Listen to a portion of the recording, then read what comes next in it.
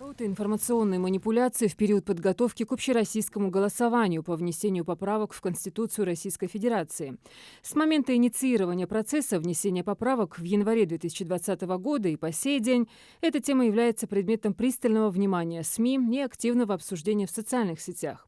Объем информации исчисляется миллионами постов и комментариев. Во всем этом информационном потоке действуют самоназванные эксперты, последовательно и четко манипулирующие общественным мнением для дискредитации формы и содержания конституционной реформы.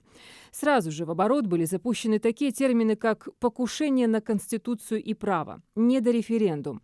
В настоящее время противники реформы откровенно спекулируют на особенностях ситуации, связанной с периодом выхода из пандемии коронавируса, утверждая, что власть, вместо того, чтобы отказаться от проведения голосования, наоборот, вынуждает граждан к участию, что грозит новой волной заболеваний. Подобная риторика недобросовестных политиков и общественных деятелей, сомнительных экспертов способна дезориентировать неподготовленную аудиторию.